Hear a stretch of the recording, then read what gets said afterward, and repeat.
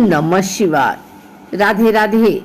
आइए सुनते हैं कालाष्टमी की यह कथा। काल भैरव का कैसे हुआ अवतरण।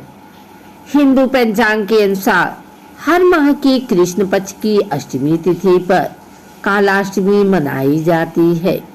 इस दिन भगवान काल भैरव की पूजा अर्चना की जाती है।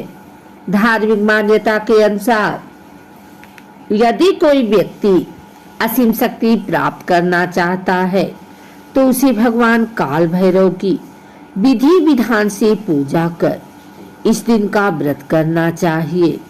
कहा जाता है जिन्हें तांत्रिक विद्या प्राप्त करना होता है या तंत्र साधना सीखना चाहते हैं वे शाम के समय काल भैरव की पूजा करते हैं।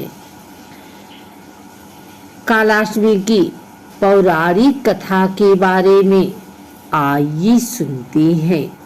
एक बार भगवान ब्रह्मा, विष्णु और महेश तीनों के बीच बहस छिड़ी कि कौन श्रेष्ठ है।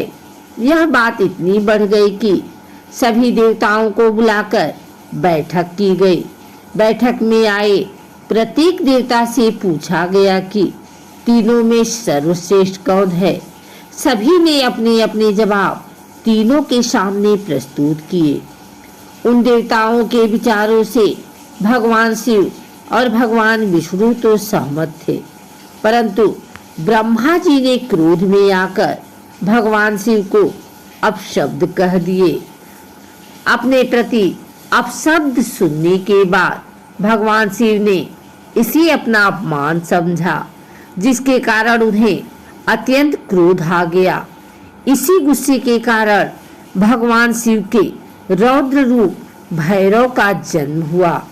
कथा के अनुसार शिव के भैरव अवतार का वाहन काला कुत्ता है, जिसके हाथ में छड़ी थी। इस अवतार को महाकालेश्वर भी कहा जाता है। भगवान शिव का रौद्र रूप देखकर बैठक में मौजूद सभी देवता घबरा गए।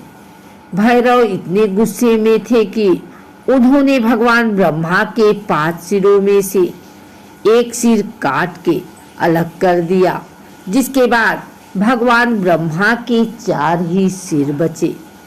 भगवान ब्रह्मा का सिर काटने की वजह से भगवान भैरव पर ब्रह्म हत्या का पाप लगा। इस घटना के बाद भगवान ब्रह्मा ने भैरव बाबा से माफी मांगते हुए अपनी गलती स्वीकार की। भगवान शिव शांत हुए और अपने असली रूप में आ गए।